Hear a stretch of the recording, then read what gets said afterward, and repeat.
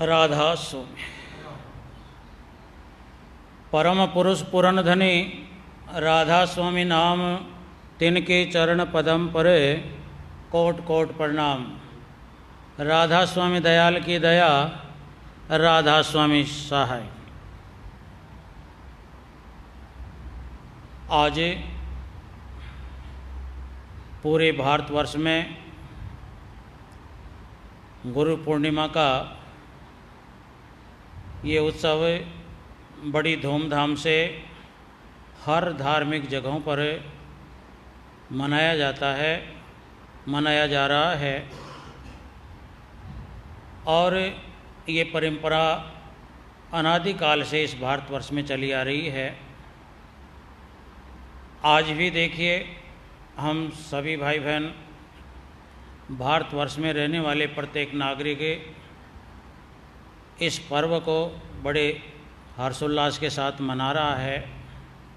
लेकिन पिछले सालों में जिस हर्षोल्लास के साथ में, जिस सामूहिक रूप में हम इस गुरु पूर्णिमा के पर्व को मनाया करते थे, इस बार उसमें थोड़ा सा बदलाव है, परिवर्तन है।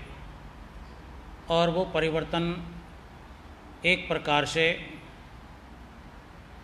इस प्रकृति के इस रुद्र रूप के कारण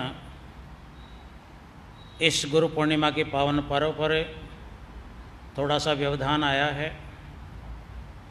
और वो व्यवधान हम 3-4 महीनों से देख रहे हैं। अब कोरोना नाम का वायरस जो हर छोटा बड़ा सभी बच्चे से लेकर बूढ़े तक सभी इस रोग का नाम जानते हैं। और जानने का कारण भी यही है, अब इसकी पालना करवाने के लिए हमारे प्रशासन की तरफ से बहुत दबाव डाला था। और दबाव के बतौर हमारे प्रशासन ने लॉकडाउन लगा दिया था। लॉकडाउन का मतलब है हर इंसान अपने घरों में रहे, अपने कारोबार, अपने प्रतिष्ठान, अपने कमाई कजाई के जितने भी काम थे, उन सब को अपनी जगह ही जो है छोड़कर अपने घरों के अंदर पैक हो जाएं, कोई भी हलचल न करे, अपने घरों में रहें। तो देखिए, इतनी ज़बरदस्ती से ये कोरोना नाम का डर प्रशासन की तरफ से डाला गया और चेतावनी दी गई, अगर इस लॉकडाउन की कोई भी अवहेलना करेगा, इसका पालन नहीं करेगा, तो ये लॉकडाउन का जो वायरस है ये इंसान को मौत के घाट पर भी उतार सकता है। तो मरने से कौन नहीं डरता। इसी के तहत देखिए, किसान, मजदूर, कर्मचारीगण, नेतागण, अधिकारीगण और भी जितने भी कारोबार से जुड़े हुए जितने भी भाई बहन थे, सब ने देखिए इस डर को मद्देनज़र रख कर अपने आप को लॉकडाउन के अंदर कन्वर्ट कर लिया, बदल लिया और घरों से जो है अपने अंदर ही पैक हो गए। तो देखिए, इतनी ज़बरदस्ती से कोई भी डर अगर इंसान को डाला जाए तो वो इंसान जिंदगी भर ऐसे दबाव को नहीं भूल सकता, ऐसे रोग के नाम को नहीं भूल सकता। तो इसी प्रकार ये 3-4 महीनों से ये चली आ रही परंपरा चल रही है। और इस परंपरा को, इस डर को मद्देनज़र रख कर हर इंसान भारतवर्ष के अलावा भी पूरे संसार में प्रशासन की तरफ से जो आदेश मिला था उस आदेश को हर भाई बहन ने बड़े प्यार प्रेम से पाला, अपने जीवन को एक प्रकार से बंद कमरों के अंदर ढाल लिया। तो इसके लिए सभी बहन भाइयों को इस आदेश की पालना के निमित्त हमारी तरफ से बहुत बहुत आशीर्वाद है, वो बधाई के पात्र हैं। अब जिन्होंने अपने जीवन का कुछ हिस्सा अपने आप को बिल्कुल अलहदा करके मर्यादित कर लिया और इस रोग से बचने के लिए सरकार के आदेश की पालना की, तो इसके लिए सभी भाई बहन बधाई के पात्र हैं। और अब थोड़े बहुत दिनों के अंदर इस लॉकडाउन को अनलॉकडाउन भी सरकार ने किया है, जिसमें ज़्यादातर हमारी सुविधाओं को प्रशासन ने खोला है, हमारे को कुछ आज़ादी दी है, बाकी शर्तें फिर भी रखी हैं। अब कुछ चीज़ों के अंदर जो अनलॉकडाउन हुआ है उसके अंदर भी आपको किन किन चीज़ों का पालन करना पड़ेगा। जिन चीज़ों के अंदर पहले देखिए पाबंदी लगाई है,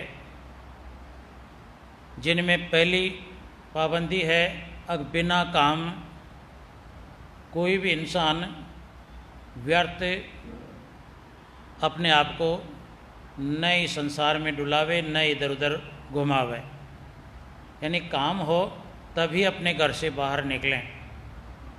और इसके साथ साथ घर के बाहर निकलते हो तो अपने मुंह के ऊपर मास्क लगाकर निकलिए। और जिस काम के लिए आप लोग जाते हो वहाँ अगर भीड़ भाड़ वाली जगह है तो उसके अंदर डिस्टेंस बनाकर रहिए, यानी दो इंसानों के बीच में कुछ दूरी होनी चाहिए, 2 गज ज़मीन होनी चाहिए, 2 गज दूरी होनी चाहिए। और अपने तमाम काम जो भी हम करते हैं सबको करो, लेकिन ये 2 गज की दूरी का ख्याल हर इंसान भाई बहन रखे। इसके अलावा सबको हिदायतें दी थी अब अपने हाथों को भी साबुन से धोएं या कोई भी सैनिटाइज़र जो आपके पास में है उसका उपयोग आप लोग कर सकते हैं। तो ये कुछ हिदायतें हमको मिली थी। जिस प्रकार हमने पहले लॉकडाउन का बेखूबी से पालन किया, उसी के अनुसार जो हमारे ऊपर पाबंदियां लगाई हैं उनका देखिए हमको पालन करना है। इसके साथ साथ और भी 2-3-4 चीज़ें जहाँ पर जिनका हम उपयोग करते थे उनके ऊपर अब भी जो है पाबंदी हटाई नहीं है, उनको लॉकडाउन के तहत ही रखा है। जिनके अंदर हमारे पूजा स्थल, मंदिर, मस्जिद, गुरुद्वारे या जहाँ पर कोई भी सामूहिक भीड़ इकट्ठी होती हो, उन जगहों को अब भी देखिए हमारे प्रशासन ने लॉकडाउन के दायरे में रखा है। तो इसका भी हर भाई बहन, कोई गुरुद्वारे से जुड़ा हुआ है, कोई मंदिरों से जुड़ा हुआ है, कोई मस्जिदों से जुड़ा हुआ है, अपने अपने देखिए समझ के मुताबिक जहाँ से हम धार्मिक आस्था लिए हुए जुड़े हैं वो देखिए ऐसी गलती न करे। अब जिस गलती के लिए हमारे प्रशासन ने बिल्कुल पाबंद लगा रखी है, तो हर भाई बहन से हमारा भी अनुरोध है, अब जब तक देखिए हमारे प्रशासन के माध्यम से हमको पूर्ण रूप से अनलॉकडाउन का संदेश न मिले, तब तक किसी भी गुरुद्वारे के अंदर भीड़ न करें, किसी भी मंदिरों के ऊपर दर्शन लाभ लेने के लिए भीड़ इकट्ठी न करें। और भी देखिए, मस्जिदों के अंदर भी परमात्मा की, खुदा की, गॉड की इबादत के लिए जितने भाई बहन हजारों की संख्या में इकट्ठे होते हैं, उनको भी इसका पालन करना चाहिए। क्यों? इसके पीछे एक राज है जो हम सभी भाई बहनों ने बिल्कुल सुन रखा है। अब ये बीमारी केवल और केवल अपने आप को बचाने के लिए है, अपने आप को रोग से मुक्त रखने के लिए है, अपने प्यारे प्रसंगों से हर वक्त मिलने जुलने के वास्ते इस बीमारी से हमको दूर रहना है। यानी कुल मिलाकर प्रशासन का कहना है अब ये हिफाजत अपने आप के लिए है, इसमें किसी प्रकार का दबाव नहीं है। भाई हमारा जीव है तो ही जहान है। अगर हम जिंदे हैं तो ही देखिए हमारा कुटुंब परिवार है, तो ही हमारे रिश्तेदार हैं, तो ही हमारे प्यारे प्रसंगी हैं, और उसके बाद ही हमारी ज़मीन जायदाद भी हमारी है। और अगर इसका हमने पालन नहीं किया और इस कोरोना नाम के वायरस से हम चपेट में आ गए तो इससे क्या होगा? अगर हमारा शरीर नष्ट हो सकता है, हमारे ऊपर मृत्यु आ सकती है, मौत हो सकती है। तो मौत होने के बाद में जिन कामों को अंजाम देने के लिए, जिन ज़रूरी कामों के लिए हम भगते फिरते हैं दुनिया में, उसमें से देखिए हमारा कुछ भी हिस्सा नहीं रहेगा। यानी सदा के लिए हमारा अस्तित्व इस संसार से मिट जाएगा। तो इसलिए अपने आप के अस्तित्व को बचाने के लिए, अपनों के बीच में रहने के लिए हर भाई बहन देखिए इन परहेज़ों का पालन करे, इन शर्तों की जो है पालना करे। और इसके साथ साथ जो भी जो है पॉइंट हमने बता रखे हैं उन सब का जो है पालन करें। हमको मंदिरों में भी जाना है, परमात्मा की भक्ति भी करनी है, खुदा गॉड मालिक का नाम भी लेना है, इबादत भी करनी है। संत महात्माओं के दरबार में पहुंचकर हमको देखिए आत्मा के कल्याण के निमित्त हमको दर्शन लाभ व सत्संग लाभ भी लेना है। लेकिन जब तक हमारे ऊपर ये दबाव बन रहा है तब तक हर भाई बहन अपने घर में ही इबादत करे, परमात्मा खुदा गॉड को जो है अपने घर में ही याद करे। और भी जितने भी जो है मज़हब में जितने धर्म हैं, जो जगह जगह देखिए उस परमात्मा के रहने की जगह जिसने बना रखी है वहाँ पहुँचने का यत्न करते हैं, वहाँ दर्शन लाभ लेने की कोशिश करते हैं। तो उनको भी देखिए यही सोचना चाहिए अक अपने ख्यालों के अंदर है, चाहे हम किसी भी देवता की आराधना करते हों, किसी अवतार की पूजा करते हों, या देखिए हमारे मजहब के अनुसार उस परमात्मा की इबादत करते हों, या संत महात्माओं के माध्यम से, प्रवचनों के माध्यम से हमारे जीवन का कल्याण करने के विचार हम रखते हों, सभी से ये अनुरोध है वो जो भी हमने इस लॉकडाउन के पहले से लेकर जब हम जन्मे थे इतने दिनों में हमने जो चीज़ें निषेध हैं, बंद हैं, वहाँ से हमने क्या सीखा? हमने क्या सीखा? कितने दर्शन लाभ लिए, कितने संत महात्माओं का ज्ञान हमने सुना, उनको देखिए घर बैठकर उनका रिपीट कीजिए। यानी जो ज्ञान हमने सुना है, जो आराधना करने का तरीका हमने संतों से सीखा है, परमात्मा को प्राप्त करने के जितने तरीके हमने संत महात्माओं से सीखे हैं, उन तमाम तरीक़ों पर घर बैठकर उनका पालन करने की कोशिश करें। अब हमारी आत्मा उस परमात्मा को कैसे प्राप्त कर सकती है?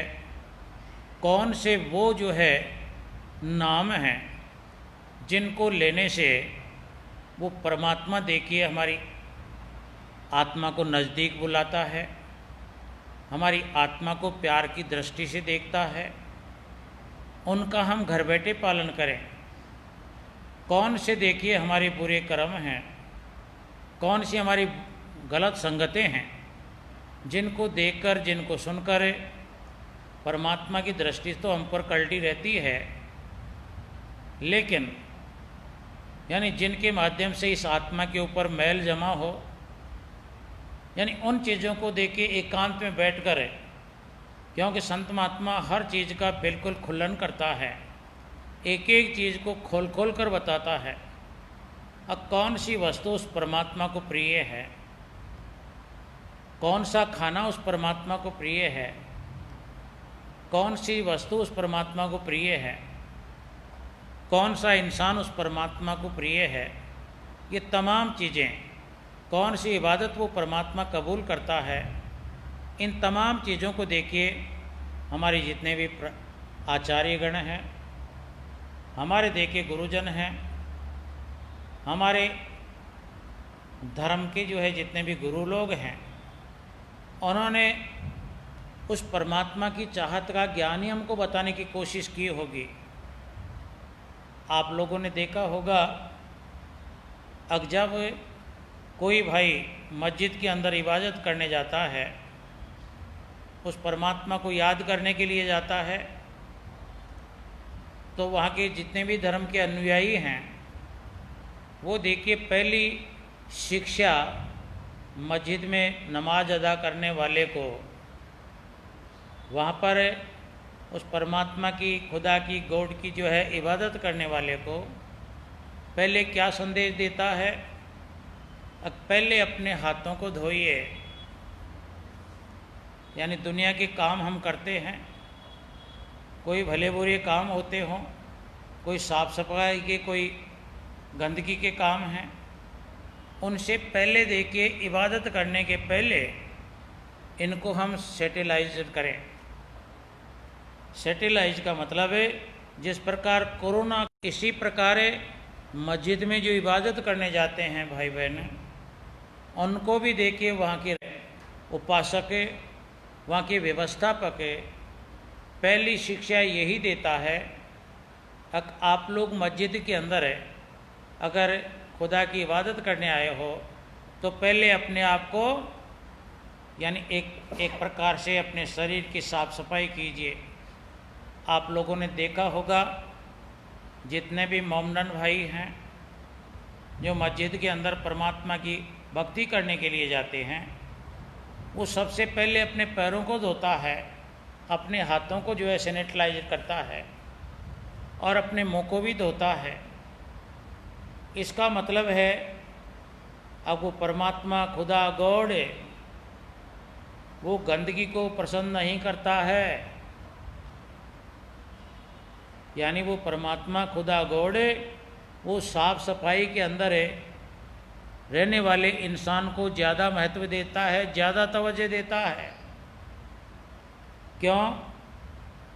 अब हमारे भारतवर्ष में ऐसी परिपाटी है, अब इंसान जैसा खाता है अन्न, वैसा हो जाता है मन। जैसा इंसान पानी पीता है वैसी उसकी हो जाती है वाणी।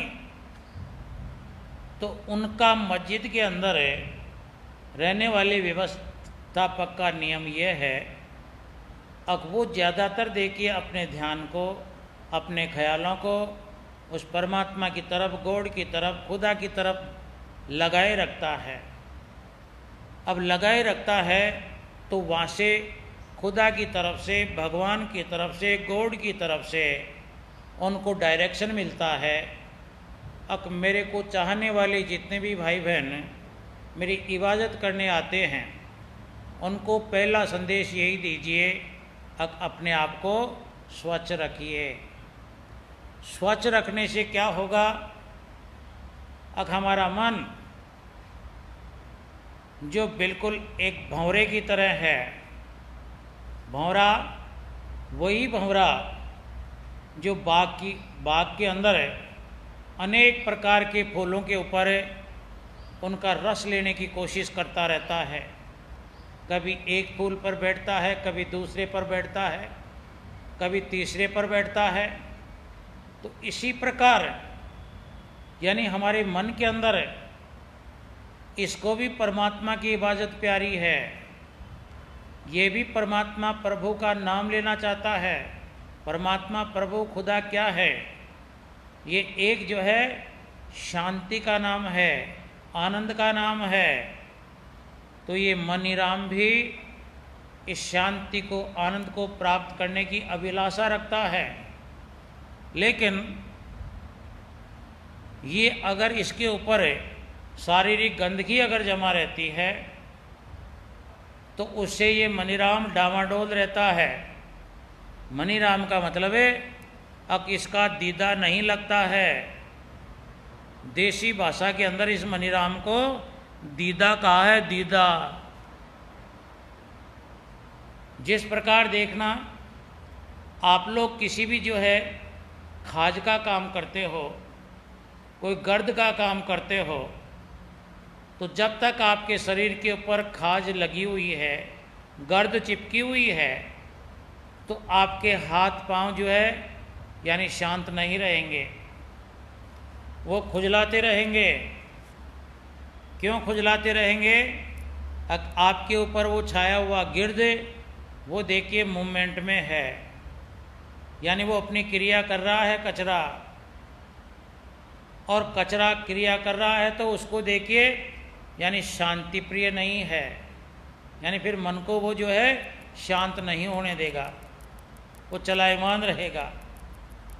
तो इसलिए धर्मशास्त्रों के अंदर, चाहे धर्मशास्त्र हिंदू समाज के हों, चाहे मुस्लिम समाज के हों, चाहे ईसाई समाज के हों, या किसी भी जो है मजहब धर्म को ले लीजिए, सबसे पहले वहाँ के रहनुमा, वहाँ के अधिष्ठाता, यानी पहली जो है अक्सर पहला ज्ञान यही देता है कि उस परमात्मा को, प्रभु को, खुदा को, गॉड को सफाई पसंद है। इसी बतौर देखना आप लोग जब कभी भी जाते हो, आप लोग बिना साफ सफाई के जा सकते हो, लेकिन जब पूजा स्थलों पर आप लोग जाओगे तो अपने आप पहले आपके मन में एक विचार उत्पन्न होगा, अब मेरे को फला फला जगह पूजा करनी है, तो पहले अपने आप ये नहाता है। मुसलमान भाई अपने हाथ पांव को धोकर अंदर जाता है। इससे क्या है? अब ये चंचल मन जो अंदर है, ये चंचल मन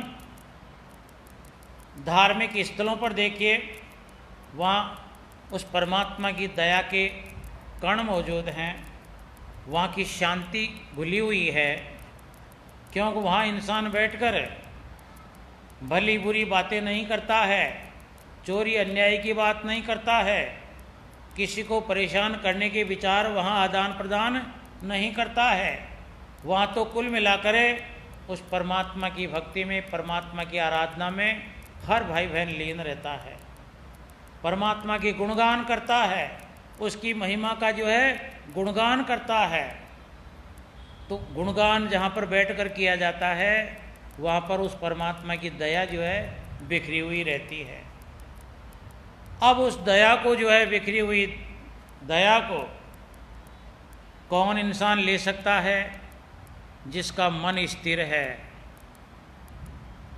यानी देखना, मंदिर में जाने के बाद, मस्जिद में इबादत करने के बाद, संत महात्माओं के प्रवचन सत्संग में जाने के बाद वो इंसान ज़्यादा अपने आप की आत्म शांति को महसूस करता है, जिसने अपने मन को जो है रोक कर वहाँ बैठने की कोशिश की है।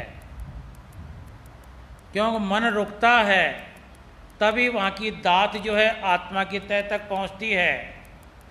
आप लोग देखना, अभी बरसाती मौसम है, आकाश से पानी गिरेगा, लेकिन वो पानी कौन से शरीर के ऊपर गिर सकता है? जो अपने घर से बाहर निकलेगा उसके ऊपर पानी की बौछारें पड़ेंगी, और जो घर में ही बैठा हुआ है, जिसके ऊपर छत लगी हुई है, टीन शेड लगा हुआ है, छप्पर लगा हुआ है, वो सूखा का सूखा ही पड़ा रहता है। ठीक इसी प्रकार मस्जिदों के अंदर चले जाओ, गुरुद्वारों के अंदर चले जाओ, हमारे धार्मिक जगहों से जुड़े रहो। आप लोग जब तक देखिए अपने मन को कंट्रोल में करने का उपाय नहीं करोगे, अपने मन को स्वच्छ करने का काम नहीं करोगे, तब तक वहाँ से आपको कोई लाभ नहीं होगा। यानी आप कहीं भी चले जाओ, इस दुनिया के जो है किसी भी कोने में चले जाओ, पहले आपने अपने मन को नहीं धोया तो आप कितना भी पैसा किराया का लगा देना, कितने भी बड़े महात्मा के चरण स्पर्श कर लेना, किसी भी संगत लंबी चौड़ी के आप लोग दीदार कर लोगे, तो आपके वहाँ के ज्ञान की, इस आत्म शांति की एक बूंद भी जो है आपको ये मनीराम आत्मा के ऊपर नहीं गिरने देगा। तो आत्मा के ऊपर नहीं गिरेगी तो देखिए फिर क्या होगा। जो आम सत्संगी भाई बहन के सामने हो रहा है, आम धर्म से जुड़े हुए जो है हर जीव के साथ में हो रहा है। अगर पानी में मीन पियासी रहे, पानी में मीन पियासी रहे, मोहि सुन सुन आवे हासी रहे। हर इंसान छोटी मोटी पूजा पाठों में लगा हुआ है, हर इंसान देखिए मस्जिदों से जुड़ा हुआ है, हर भाई बहन मंदिरों के अंदर पूजा स्थलों से जुड़ा हुआ है, सत्संगों से जुड़ा हुआ है, लेकिन उसके बाद में भी इंसान की आत्मा को शांति नहीं है। कुछ देर के लिए इसको रेस्ट मिलता है, पूजा पाठ कीजिए, परमात्मा की इबादत कीजिए, खुदा की इबादत कीजिए, संत महात्माओं के सत्संग के अंदर बैठकर अपने आप को कुछ टाइम के लिए रखिए। जितनी देर हम लोग अपने मन को जो है रोक कर रखेंगे, उतनी देर आत्मा के लिए एक प्रकार से सोने का सूरज उगा हुआ है। आत्मा के लिए सोने का सूरज कब उगता है? जब इंसान उस परमात्मा की इबादत करने के लिए अपने मन को कंट्रोल में करके, अपने शारीरिक जो है गंदगियों को साफ करके, अपने पूजा स्थलों पर अपने कुछ देर के लिए, जितनी देर के लिए अपने मन को रोक कर बैठेगा, अपने ख्यालों को जो है सुकुड़ कर रखेगा, अपनी जल्दीबाजी को भूल कर बैठेगा, अपने पास जो कुछ है, गरीबी है, अमीरी है, प्लाट है, दुकान है, फैक्ट्री है, उन सब की यादाश्त को भूलकर जितनी भी देर इंसान बैठेगा, चाहे छोटा सा जो है कोई पूजा स्थल हो, चाहे किसी देवता की ध्वनि हो, चाहे कोई महात्मा का स्थान हो, चाहे जो है मस्जिद हो, चाहे मंदिर हो, हर जगह देखिए है सामान, यानी आत्म शांति का सामान हर जगह है। लेकिन वो आत्म शांति किसको मिलती है? जो पहले जो बताया सामान, अपने मन को, अपने ख्यालों को, अपनी इस भाग दौड़ की जिंदगी को भूलकर एक जगह जो स्थिर होकर बैठ जाता है, आनंद लेता है। मंदिरों में जाकर यानी उसका नाम उच्चार कर करता है, अंदरूनी जो है माला फेरता है। अंदरूनी माला का मतलब है अब वहाँ भी मालाएं पड़ी हुई हैं, लेकिन बाहरी माला फेरने से इस आत्मा को वहाँ से जो आनंद मिलना चाहिए था वो नहीं मिलता है। कि क्यों नहीं मिलता है, इसका कारण बताया है। अक माला तो कर में फिरे, कर कहते हैं हाथ को, माला तो कर में फिरे और जीभ फिरे मुख माई, यानी मुख में अंदर जीभ फिरती है, माला हाथ में फिरती है।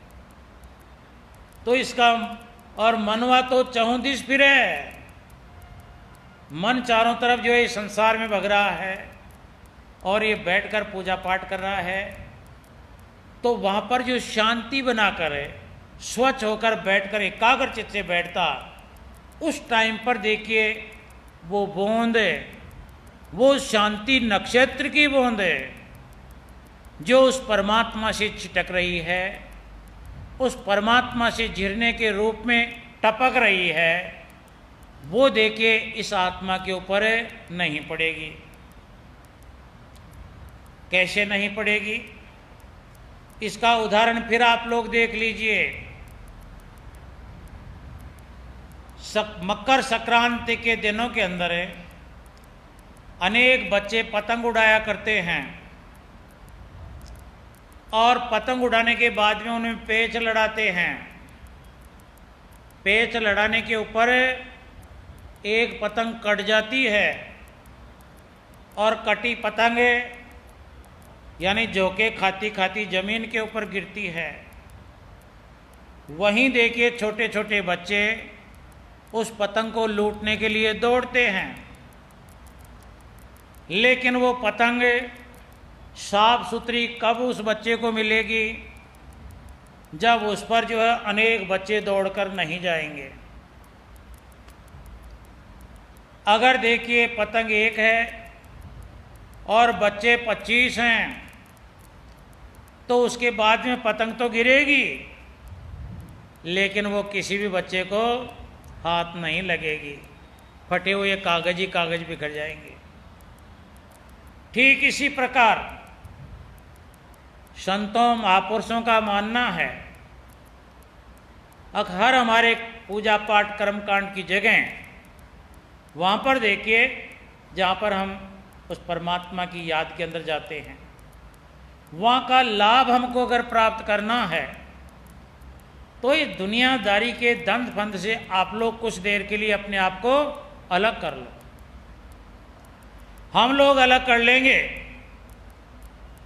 तो वो स्वांति की नक्षत्र की बूंद, वो परमात्मा की दात, वो शब्द की महक, वो प्रकाश की किरण जो वहाँ पर अदृश्य रूप में विराजमान थी, वो देखिए उसका हमारी आत्मा के ऊपर प्रकाश फोकस पड़ेगा। वो अदृश्य शब्द जो 24 घंटे देखिए तरंगित हो रहा है, क्योंकि वहाँ शांति है, उसका थोड़ा सा जो है प्रभाव इसकी आत्मा के ऊपर परावर्तित होता है। परावर्तित का मतलब है अब उस जो है अमृत रूपी बूंद का, उस परमात्मा की दात का जो शब्द के माध्यम से वहाँ से फैल रही है, उन फैली हुई तरंगों का जो है फोकस आत्मा के ऊपर पड़ता है। आत्मा के ऊपर पड़ता है उसको कहते हैं परावर्तन, परावर्तित। अब ये परावर्तन क्या होता है? अब देखिए सूरज जो है आकाश में उगता है, सूरज का प्रकाश होता है, हमको रास्ते का पता नहीं है अब ये प्रकाश कौन के रास्ते से आया है। पूरे जो है आकाश के अंदर कहीं भी प्रकाश आता हुआ नजर नहीं आता है। अब सूरज उगया कि नहीं उगया, उसके किरण निकलती है कि नहीं निकलती हैं, उसका ज्ञान कब पड़ेगा? अब उससे निकली हुई धूप के कण किसी दीवार से टकराएंगे, किसी शीशे से टकराएंगे, किसी वस्तु के ऊपर वो किरणें टकराएंगी, जब जाकर हमको मालूम पड़ेगा अब सूरज निकल आया है। तो इसी प्रकार कोई भी पूजा स्थल पर जाने पर हमारी आत्मा के ऊपर उस परमात्मा की कृपा दृष्टि, उस परमात्मा की दया की दृष्टि, उस परमात्मा के आनंद की दृष्टि इस आत्मा के ऊपर कब पड़ेगी? जब ये आराम से दीवार की तरह बिना हलचल लिए हुए बैठेगी। देखना वो पानी में भी गिरेगी किरण, लेकिन उससे प्रकाश की किरण परावर्तित तो होगी, लेकिन वो धूप भी कहीं भी टकराएगी, वो हिलती हुई रहेगी। लेकिन जो चीज़ स्थिर है उसका जो है फोकस दूर दराज तक स्थिर रहता है। तो इसी प्रकार ऐसी जगहों पर जाकर इंसान आराम से अपने आप को इन ख्यालों से दूर करके कुछ जो आनंद लेवे, रस लेवे। तो इसके बीच के अंदर भी कुछ व्यवधान पड़ा है इस लॉकडाउन के तहत। तो जब देखिए इस लॉकडाउन के तहत इंसान जो है भूलिया भटकिया जो भी जो है भाग दौड़ की ज़िंदगी में कुछ वहाँ से अपने आप को ये चार्ज करके ला रहा था, इसको देखिए वो स्विच नहीं मिला, यानी वो चार्ज करने की जगह बिल्कुल लॉकडाउन हो गई। जिस प्रकार मोबाइल तो अपने पास है लेकिन वो डिस्चार्ज हो गया, अब चार्ज करने का प्लग नहीं है। तो फिर चाहे जितनी बातें करो वो मोबाइल हमारी बातों का उत्तर नहीं देगा, हम जिससे चाहते हैं वो बात नहीं कराएगा, क्यों वो डिस्चार्ज हो गया। तो इसी प्रकार इस कोरोना वायरस से हर इंसान देखिए बेचारा डिस्चार्ज हो गया था। इसके पास है इसका जो कुछ है, लेकिन वो डिस्चार्ज हो गया था। तो इसके लिए इसको चार्जिंग कब मिलेगी? जब ये अपनी पूजा स्थलों पर आना जाना शुरू कर देगा। अब संत महात्माओं का कहना है कि अगर देखिए प्रशासन की ये आज्ञा है, आदेश है, तो आप लोग जिस प्रकार देखिए अपने पूजा स्थलों पर जाते हो, उसी प्रकार अपने घर के कोई भी कोने के अंदर बैठकर अपने आप के मन इंद्रियों पर कंट्रोल करके अपने भाग दौड़ के ख्यालों को रोक कर उस परमात्मा की भक्ति करो, परमात्मा की आराधना करो, भजन ध्यान सुमिरन। इससे धीरे धीरे देखिए इस आत्मा के ऊपर कुछ जो है वो दया की दृष्टि उस परमात्मा की गिरती रहेगी, और गिरती रहेगी तो हमारी आत्मा इतनी विचलित नहीं होगी, ये होश में रहेगी। अगर इसको सदा के लिए जो है मेट दिया तो ये बेहोश हो जाएगी। बेहोश का मतलब है, अब जिस प्रकार देखिए इंसान बेहोश हो जाता है, इसको किसी भी चीज़ का पता नहीं रहता है। तो इस आत्मा को होश में रखने के लिए संत महात्माओं का कहना है कि इस परिस्थिति में जब हमारे जो है पूजा स्थल बंद हैं, तो हर इंसान सुबह शाम बैठ कर देखिए जिन महात्माओं से जुड़ा हुआ है उनको याद करे, उनको स्मरण करे, और उनके ज्ञान को भी कुछ कुछ जो है गुनगुनाता रहे। अब उनका कहना क्या था, जब हम उनसे मिले उनका कहना क्या था। अगर हम लोग ये बात कर रहे हैं तो देखिए हम लोग पूजा कर रहे हैं गुरु की, यानी गुरु की पूजा। आज का ये दिन गुरु पूर्णिमा का है, आज का दिन गुरु को पूजा जाता है। पूजने के मतलब है हर इंसान देखिए अपने गुरुजनों को याद करता है, और गुरुजनों को याद करके उनको कुछ भी जो है पान पुष्प चढ़ाकर अपने आप को कृतार्थ करता है, अपने आप के फर्ज को अदा करता है।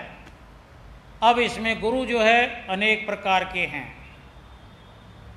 यानी देखिए इंसान इतना भूला हुआ है।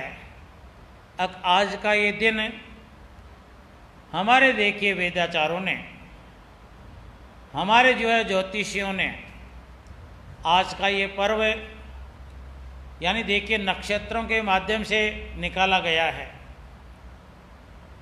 जिसमें गुरु देखिए किसी भी शिष्य को कुछ देना चाहता है, वो देखिए इसके नज़दीक आ जाता है, नज़दीक आ जाता है। तो जो भी देखिए इसको ज्ञान मिला है, अगर ये जैसे जैसे ज्ञान मिला है उनकी आराधना करता है, उनका मनन करता है, उनको याद करता है, उनकी चिंतन करता है, तो वो होती है गुरु की पूजा। अब गुरु कौन है? गुरु संत महात्मा ही गुरु नहीं है।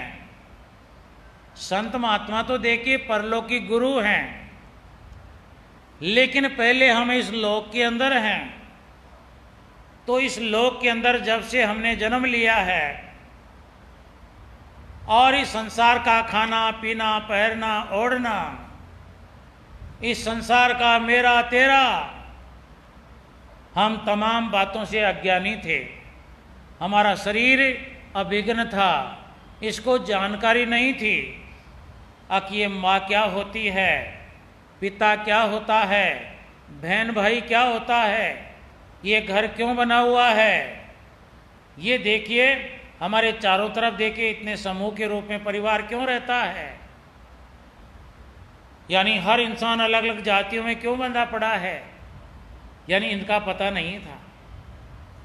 लेकिन ये तमाम पता पूछने के लिए हमने गुरु की शरण ली, तो हमारा पहला गुरु जो है माता पिता बना। यानी देखिए इस लोक के अंदर है, इसके अंदर खुशी रहने के लिए, इसके अंदर प्रत्येक चीज को जानने के लिए हमने देखे माता पिता को का ज्ञान लिया, अपने भाई बहनों का ज्ञान लिया, खाना पीना हमने सीखा, उनकी अंगुली पकड़कर चलना सीखा, माँ बाप के माध्यम से खाना पीना समझा, अब हमको क्या खाना है। यानी देखिए सारा ज्ञान हमने वहाँ से शुरू किया है। खाना पीना पहनना ओढ़ना देखिए माता पिता हमारे गुरु थे। उसके बाद में कुछ बड़े हुए तो हमारे लिए काला अक्षर भैंस के बरोबर था, लिखना पढ़ना नहीं आता था, इसलिए देखिए हमने अध्यापक महानुभावों को हमने गुरु बनाया। वो देखिए हमारे को पढ़ना लिखने का ज्ञान कराया, यानी अज्ञानता का अंधेरा था। जिस प्रकार हम जन्मे थे इस दुनिया की हर वस्तु को पहचानने में हम अंधेरे में थे, अज्ञानता थी। तो अज्ञानता के अंदर ज्ञान का प्रकाश हमने माता पिता से डलवाया। हम लोग जो है अनपढ़ थे, काला अक्षर भैंस बरोबर था, अक्षर को पढ़ने का अंधेरा था, इसके अंदर अध्यापकों का प्रकाश डलवाया, विद्या अध्ययन की। उसके बाद में देखना हमारा संसार का ज्ञान हो गया, हमारे को पढ़ना लिखना आ गया। लेकिन फिर हमने सुना अगर 2 टाइम का ठाकुर भोग है, ये खाना पीना कैसे कहाँ से कौन लाता है। हमने फिर ज्ञान लिया कि इसके लिए मैं क्या करूं। तो फिर हमारे को ज्ञान मिला अब कुछ हुनर सीख, कला सीख। ऐसे जो है मूसल की तरह पढ़ लिख कर बड़ा तो हो गया, लेकिन अगर जो है कला तूने नहीं सीखी, कला कोई फैक्ट्री की कला, कोई हाथ का काम, कोई जो है अपनी बुद्धि का काम, कोई नक्शा बनाने का काम, कोई इंजीनियरिंग का काम, कोई मिस्त्री का काम, कोई कारीगरी का काम, कोई बेलदरी का काम, ये जितने भी हुनर हैं कलाएं हैं ये। तो इसने सुना अब जब तक इंसान कलाओं को नहीं पकड़ेगा, कलाओं को अपने जीवन के अंदर नहीं उतारेगा, तो फिर इसको जो है ठाकुर भोग कैसे मिलेगा, ये क्या खाएगा। तो देखिए फिर इसने गुरु बनाया, किसी को सूत साउल पकड़ने का गुरु बनाया, किसी को मोटर गाड़ी चलाने का गुरु बनाया, किसी ने फैक्ट्री चलाने का अनुभव लिया, किसी ने जाली बनाने का अनुभव लिया, किसी ने क्या किया, वो भी गुरु है। अब उसके बाद में आप लोग परिपूर्ण हो गए, तो अब देखिए इस संसार में रहने के लिए आप लोगों को ज्ञान तो हो गया, लेकिन फिर एक प्रश्न आपके दिल दिमाग में घूमता रहा, आपके माता पिता के दिल दिमाग में भी घूमता रहा। अब इसका जन्म भी हो गया, लालन पालन भी हो गया, पढ़ाई लिखाई भी इसने कर ली, और भी इसने जो है जॉब भी सीख लिया, काम करना भी सीख लिया। लेकिन फिर भी माता पिता के दिल में एक बहम रहा, इसके दिल में भी बहम रहा। कचे इकली लाठी ना जले ना उजियारा होए। देखना इसके विचारों में, इसके माता पिता के रोबड़े में थोबड़े में कौन सा विचार आया। अब इकली लाठी ना जले ना उजियारा होए। लक्ष्मण भैया मर गया और राम अकेला हो गए, ये अकेला क्या कर सकता है। इसके लिए देखिए फिर इसके भी कुछ कुछ विचारों का जो है खुलीकरण हुआ। अब मेरे को शादी करनी चाहिए, यानी देखना शादी करनी चाहिए। माता पिता के दिल दिमाग में भी आया अब बच्चे की शादी करनी चाहिए, अकेला क्या कर सकता है बेचारा, दो तो माटी गार के भी बुरे हैं। तो इसलिए देखिए इसके तमाम संपूर्ण ज्ञान को जो है पूर्ण आहुति देने के लिए सहयोगी के रूप में इसने शादी की। तो कुछ देखिए संसार का नॉलेज इसके पास था और जो नहीं जानता था उसका नॉलेज देख के अपने जोड़े से प्राप्त करता रहा। तो वो भी देखिए एक प्रकार से गुरु है। वो बेचारी जो है घरवाली वो कोई काम नहीं जानती, जिसको ये बताता है तो ये उसका पति है, इसके साथ साथ इसका गुरु भी है। देखना यानी पति के साथ साथ गुरु भी है, पत्नी के साथ साथ इसकी पत्नी गुरु भी है। तो गुरु कितने हो गए, हजारों लाखों हमारी जिंदगी के अंदर है, हमने हजारों लाखों गुरु किए। तो ये आज का गुरु पूर्णिमा का पर्व है, ज्योतिष के आधार पर, यानी इसकी तुलना नक्षत्रों से करके आज का दिन गुरु के लिए समर्पित समझा है। अब हमारी जिंदगी के अंदर जो कुछ हमारे को प्रकाश मिला, ज्ञान मिला, वो देने वाला जिसको दिया है उसके भले की सोच करे, इसको कुछ जो है यानी अपना दीदार कराने के लिए इसके सन्मुख आता है। अग मैं हूं जिसके कारण माता पिता आते हैं, अग मैं हूं जो तेरे को खाना पीना पैरना ओढ़ना और दाढ़ी करना सिखाया था। अगर वो ज्ञान मेरे से तू नहीं लेता तो रामनिवास बाग में वनमानुष तो बनता। अब देखना एक एक बात का जो है यानी कोई भी शिक्षा देने वाला, कोई प्रकाश करने वाला, अध्यापक भी अपने बच्चों को शिक्षा देता है, लेकिन वो भी कभी कभार बच्चे की शादी होती है या कोई फंक्शन होता है तो अध्यापक भी खुशी से आता है, आज मेरी दी हुई शिक्षा के कारण फलां बच्चा इंजीनियर कर रहा है, फलां बच्चा जो एमएलए बन गया, एमपी बन गया, यानी उसकी खुशी का जो है अंतर पार नहीं रहता है।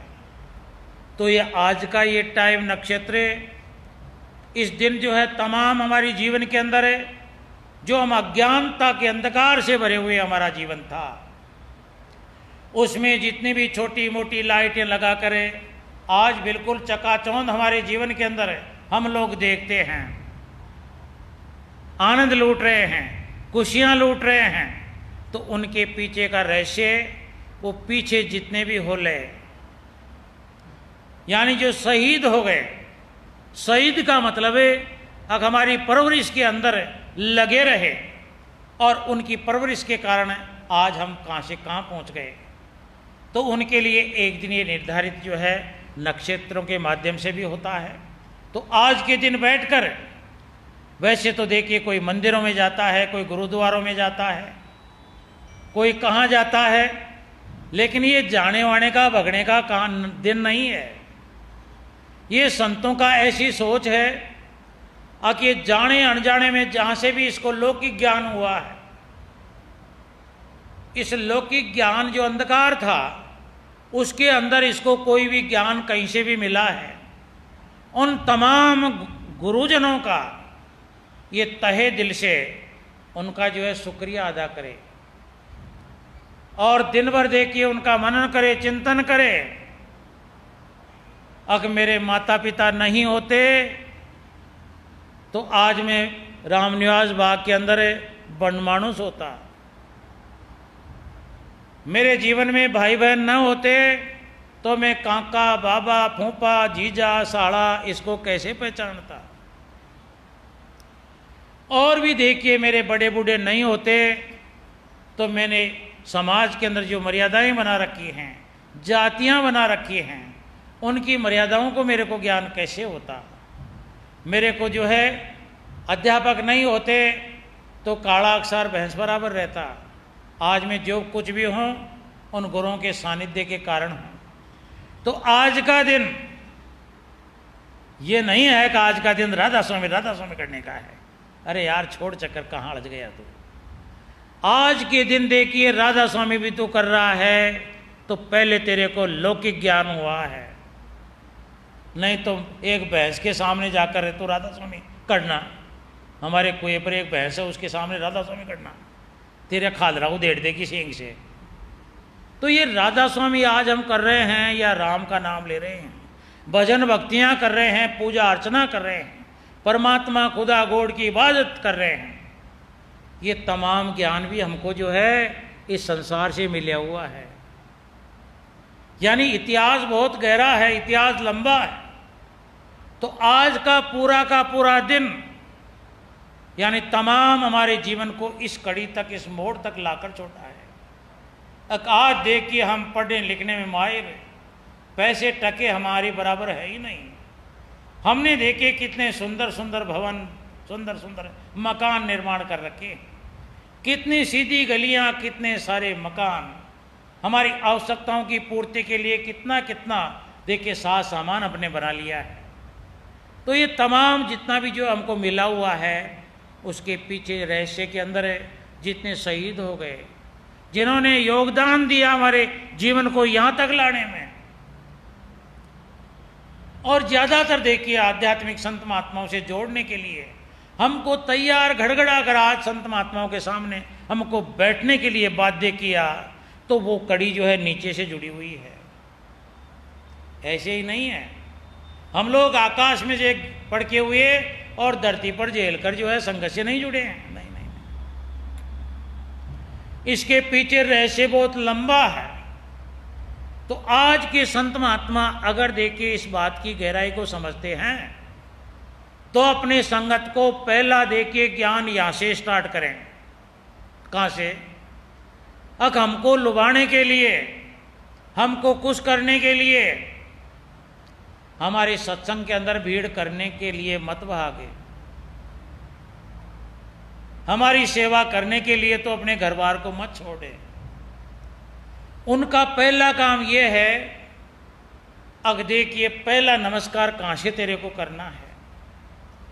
पहला नमस्कार इस धरती माता को करे, जिसने तेरे जैसे जो है इस भजन को झेल रखा है, ये भी तेरी माँ है। जहां पर देखना तो इसमें मल त्यागता है, मूत्र त्यागता है, पता नहीं क्या क्या गंदगी डालता है, लेकिन कभी इस धरती माता ने तेरे को मना नहीं किया होगा। देखना, बेटे मैं तो यहां मेरा शरीर है, कहां तू लेटरिंग कर रहा है, उठ जा। इससे भी कुछ सीख है, इसको बिल्कुल ही जो है आवारा मत समझे। ये दुनिया, ये महफिल मेरे काम की नहीं, तेरा बाप का राज है। अरे देख लुढ़ थोड़ा, तू समझ रहा वो बात नहीं है, ये काम की है।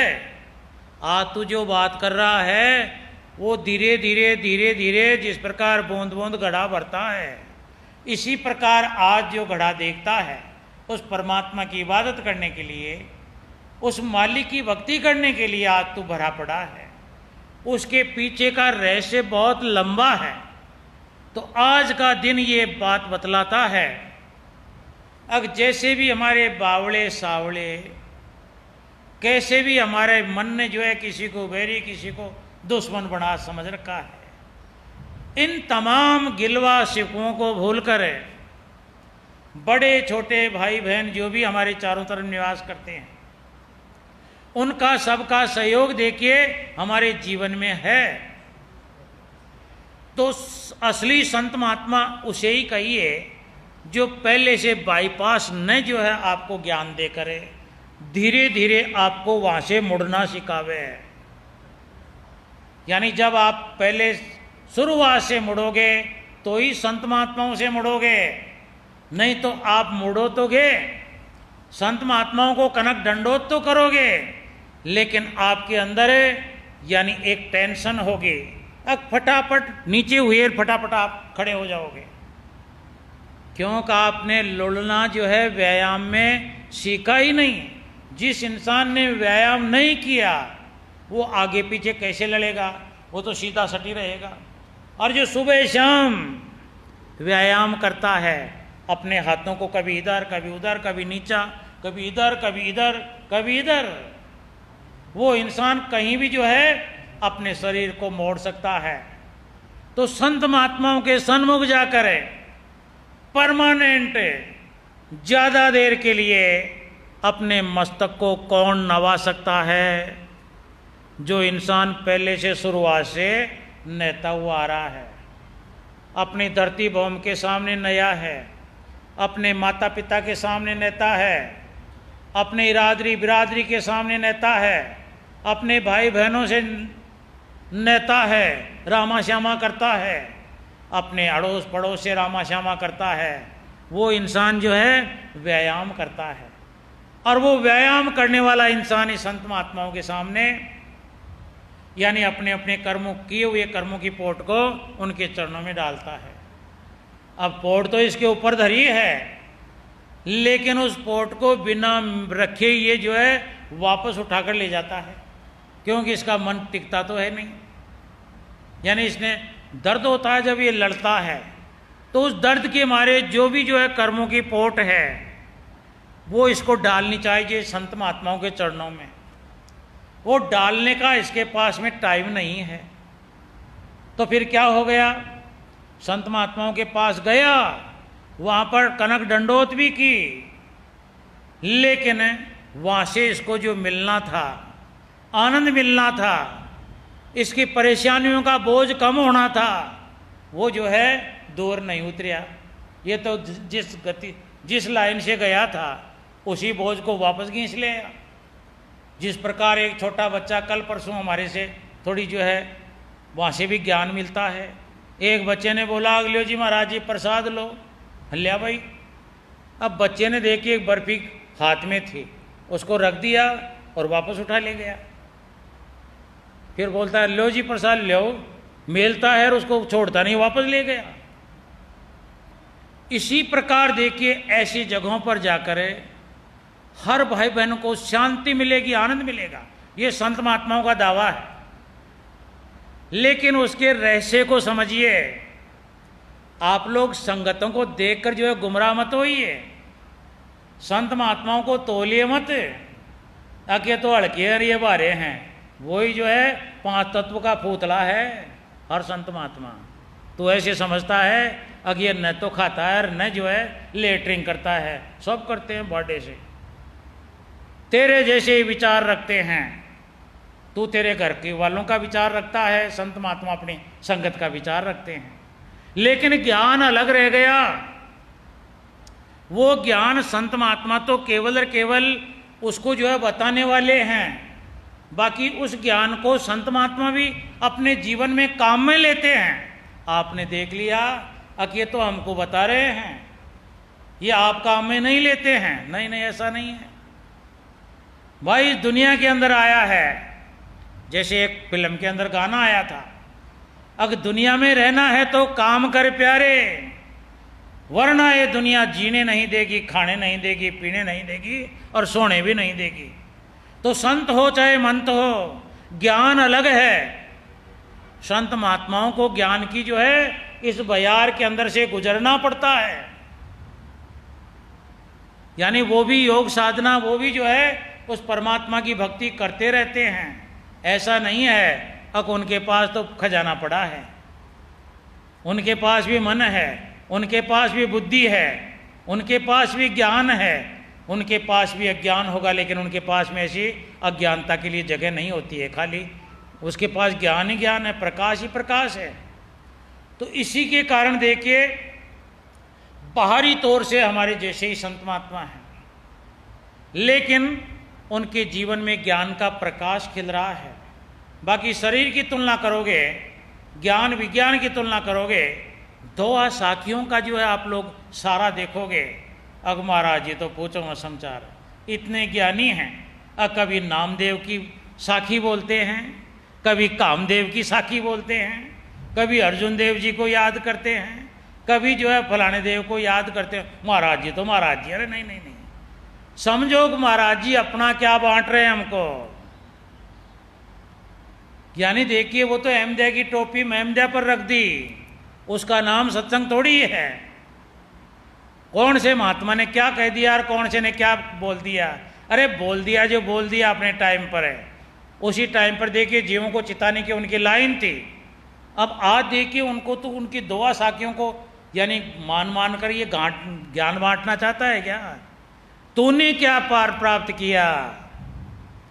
यानी तूने अपने जीवन के अंदर क्या रिसर्च की उस परमात्मा को प्राप्त करने की, इस आत्मा को इस जन्म मरण की त्रासदी से निकालने की तूने क्या रिसर्च निकाला? वो अपना अनुभव बता दुनिया को। यार क्या जो है मैं के मुंडे फिरता है, अगर मैं ऐसा जानता हूं भाई, नहीं नहीं रहने दे, ऐसा करने की आवश्यकता नहीं है। पहचानिए, संत महात्माओं को पहचानिए। कोई महात्मा आया है वो एक दूसरे महात्मा की जड़ें काटने में लगा हुआ है, कोई देखिए दूसरी बैसाखियों पर चलकर अपना सत्संग चलाना चाहता है। अब उसने ऐसा कहा, उसने ऐसा कहा, कागभूषण जी ने ऐसा कहा, फलाना। अरे कसा कागभूषण जी यार, क्यों जो है दुनिया को तो अमल बनाता है? अब हाँ क्या होगा, घोड़ी लाग तो तेरा अनुभव बता। अब तूने देखिए इस भवसागर से जहां बात बात का भय भरा हुआ है, उस भवसागर से तू कैसे जो है सूखा का सूखा निकला, ये अनुभव बता। सत्संग किसको कहते हैं? सत्संग किसको कहते हैं? अब जिस प्रकार कोई जो है समुद्र है, नदी है, उसके अंदर पहली पार जाना है तो हर इंसान उसमें धड़क धड़क पीकर सब जो है भीग रहे हैं। कोई जो है सूखा पहले किनारे नहीं चल रहा है, और जो पहले किनारे चला गया और अपने आप को सूखा कह रहा, देख मैं तो सूखा का सूखा निकल गया, तो उसने क्या सहारा लिया? उसने क्या जो है परिवर्तन किया? उसने कोई नाव का सहारा लिया होगा, उसने कोई लकड़ी के फंटे का सहारा लिया होगा। तो वहां दूसरे किनारे पर जाकर जो इंसान धड़ाधड़ उसमें गिर रहे हैं, बहकर जा रहे हैं, भीग रहे हैं, उनको ज्ञान कब मिले? अब वो उधर जाने वाला सूखा निकल गया, वो बताया अब भैया आप मनमत इसमें कूदे जाओगे, कोई नहीं बचेगा, कोई सूखा नहीं होगा। मेरा ये अनुभव है। अगर एक लकड़ी का फंटा ले और दो इतने थे कुतेरे ले लो और उस पर सवार हो जाओ और नाव बनाकर उसमें खे करे और ली पार उतर जाओ, ये था ज्ञान। इसको कहते हैं सत्संग। रापट रोल कर रखा है इसको भी, पता नहीं इसको भी कौन सी दुनिया में ले गए। सत्संग जो स्वामी जी महाराज का था वो भी पता नहीं कौन से कोने में चला गया। ऐसा काम तो नहीं था उनका। अब तो दुनिया भर का जो है ज्ञान जो है इकट्ठा कर कर किताबी ज्ञान के माध्यम से यानी पब्लिक को जो है सत्संग बतला है तेरा भला, यानी कुछ जो अनुभव कर, तेरा अनुभव बता। अगर मैं इस भवसागर से तेरा हूं तो मैंने नाव का सहारा लिया है, तो वही नाव दुनिया को बता। और वो नाव क्या है?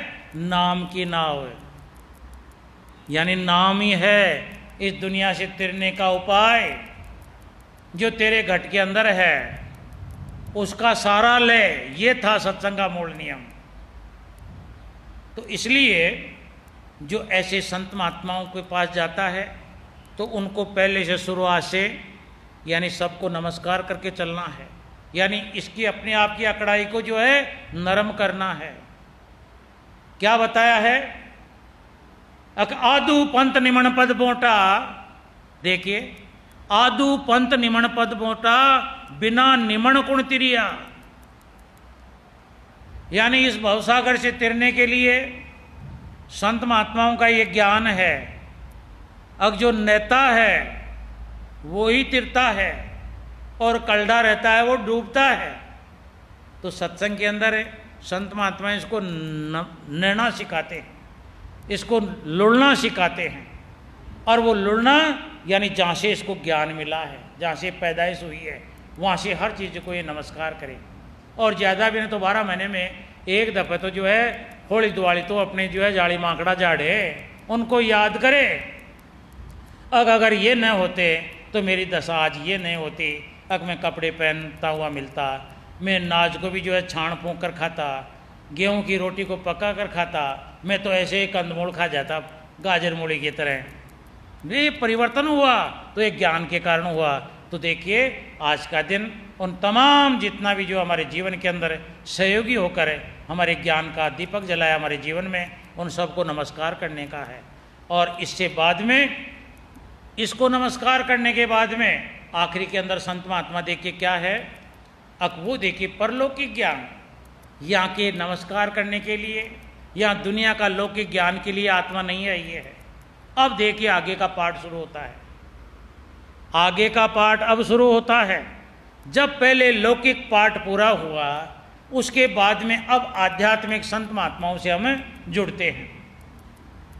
अब आध्यात्मिक संत महात्माओं ने अपना अनुभव बताया है सत्संगों के माध्यम से। अब भैया देखिए, इस संसार को छोड़कर तू जाएगा, अब मैं परमात्मा को प्राप्त कर लूँगा, इसको छोड़ने से परमात्मा प्राप्त नहीं होगा। तू जानता है कि मैं शरीर को कोई काष्ठा दे लूँगा, काष्ठा से परमात्मा नहीं मिलने को है।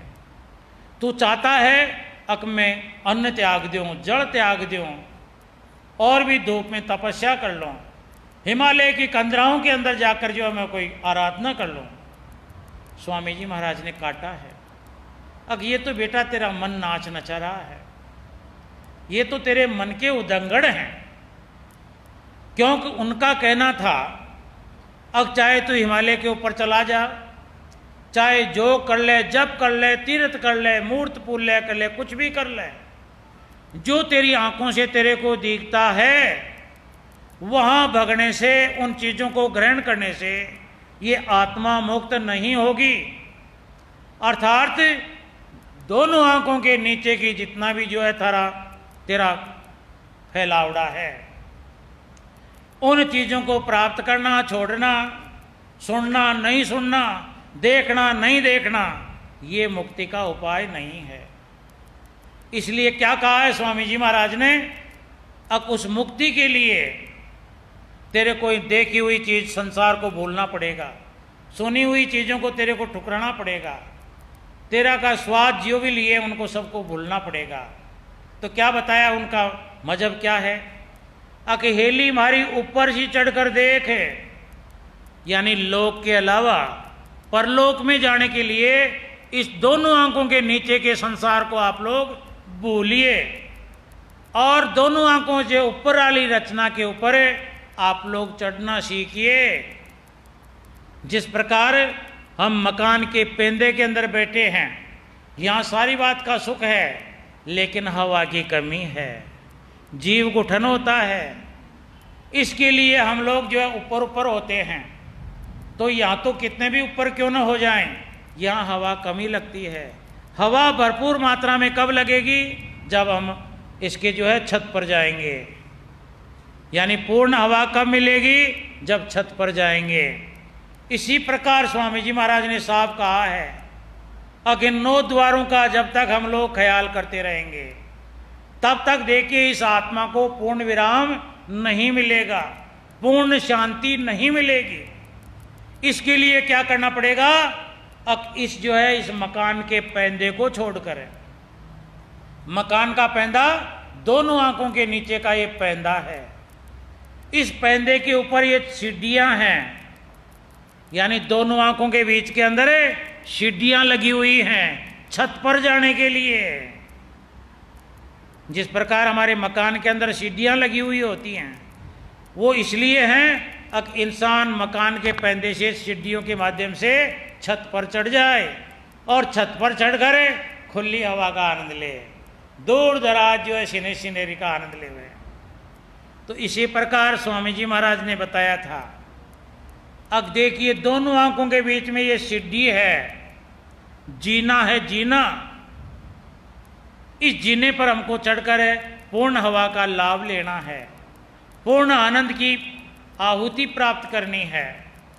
तो इसलिए उन्होंने कहा था, अकेली मारी ऊपर से चढ़कर देख, ऊपर है किससे ऊपर है, हमारी दोनों आंखों की जो दूरी है, 9 द्वारों का जो आखिरी जो है सीमा बाउंड्री है, उससे ऊपर चढ़ने का इशारा उन्होंने किया है। तो अगर ऊपर चढ़कर देखेगा नीचे, तो तेरे को महसूस होगा जिस कचरे में तू पड़ा हुआ है वो तो एक प्रकार से नरक लोक है। नरक लोक आकाश पाताल में नहीं है, जहां हम रह रहे हैं, जहां हमारे ख्याल 9 द्वारों में फंसे हैं, यही नरक द्वार हैं, और कोई आकाश पाताल में नरक द्वार नहीं है। तो जब ये आत्मा ऊपर चढ़ेगी, जब देखिए स्वर्गों का सुख इसको प्राप्त होगा, यानी वो शुद्ध हवा इसको उसके बाद ही मिलेगी। तो ये संतों का सत्संग हुआ करता है। तो अब जो बात देखिए आध्यात्मिक संत महात्माओं ने बताई है इस आत्मा के कल्याण के बारे में, इस काल के जाल से इसको जो है बचाने के लिए, जो संत महात्माओं ने अपना शोधित ज्ञान हर भाई बहन को जो बांटा है, तो बांटा है तो हर भाई बहन के देखिए लौकिक गुरुओं की तो इसके जो है यानी प्रशंसा है ही है, लेकिन उनसे भी जो है 100 गुना ज़्यादा प्रशंसा आध्यात्मिक संत महात्माओं के इसके दिल में होनी चाहिए। जिस प्रकार हमारे घर के अंदर फावड़ा भी पड़ा है, गैती भी पड़ी है, और खुरपड़ी भी पड़ी है, और भी जो है घास फूस पड़ा है, दुनिया भर का जो है लो लकड़ पड़ा है, लेकिन सोने की कदर अलग है।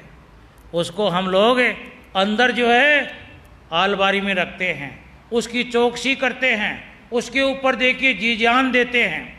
हमारे जीवन के अंदर सोना महत्व की चीज़ मानते हैं। तो इसी प्रकार जो भाई बहन सत्संग से जुड़े हैं, आध्यात्मिक संत महात्माओं से जुड़े हैं, उनके लिए गुरु की जो है ध्यान, गुरु का ध्यान, गुरु की सेवा, गुरु की आज्ञा की पालन, वो जो है सर्वोपरि होनी चाहिए।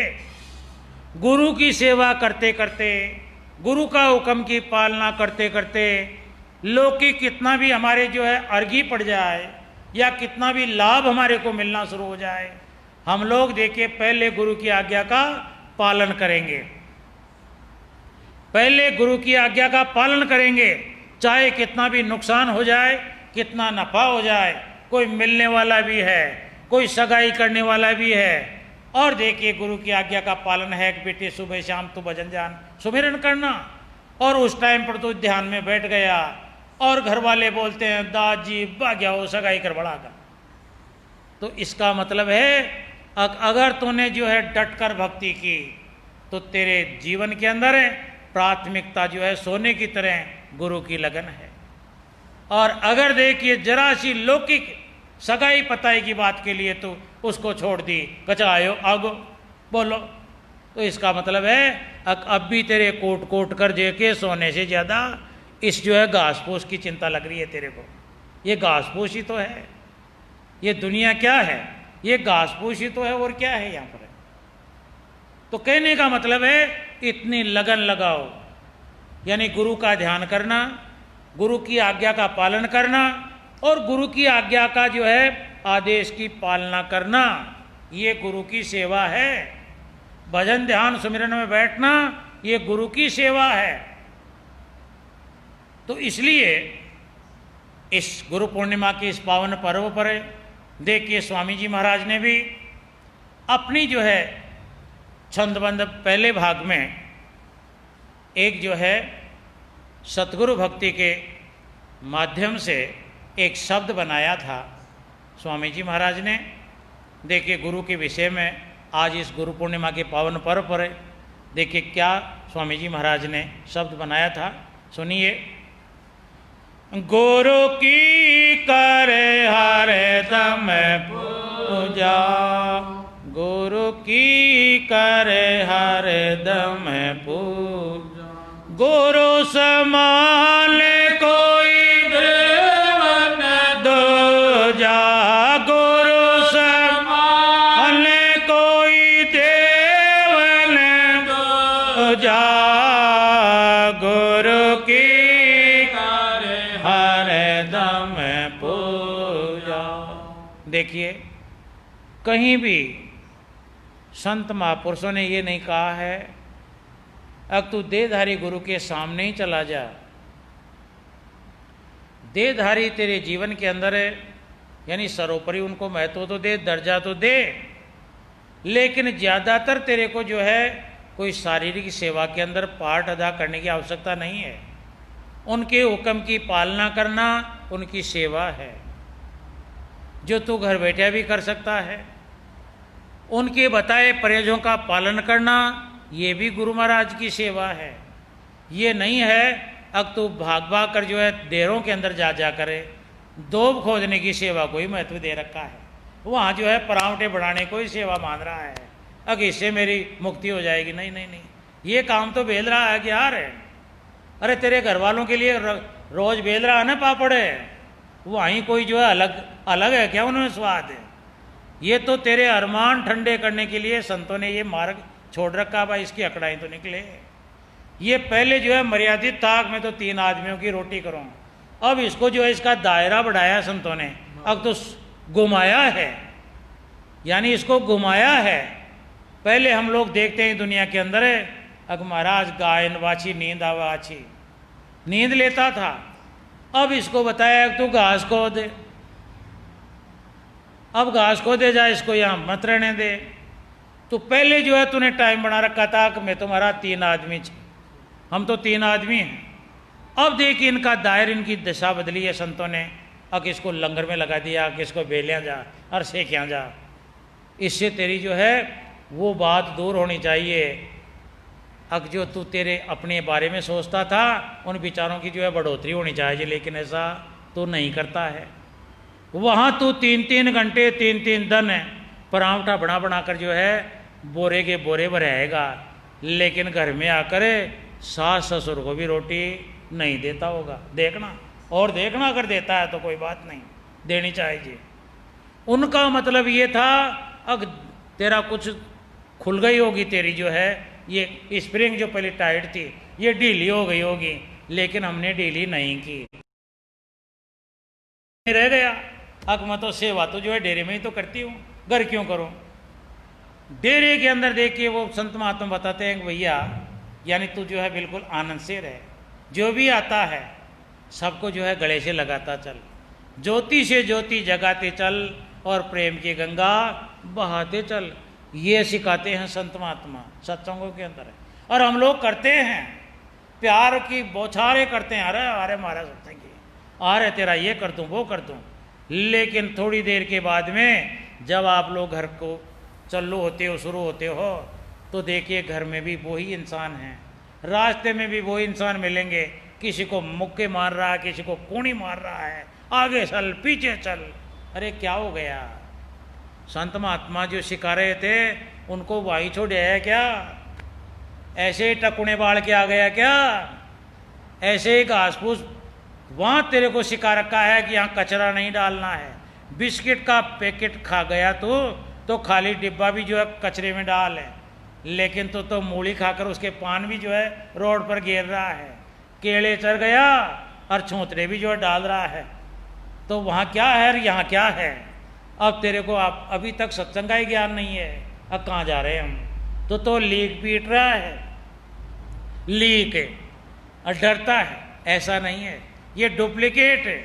ये डुप्लीकेटिंग अवस्था को छोड़ भैया, थोड़ा कर ले, थोड़ा कर ले, लेकिन बढ़ा इस दायरे को, जब जाकर संत महात्माओं के माध्यम से वो परमात्मा तेरे को दात की दौलत बख्शेता है।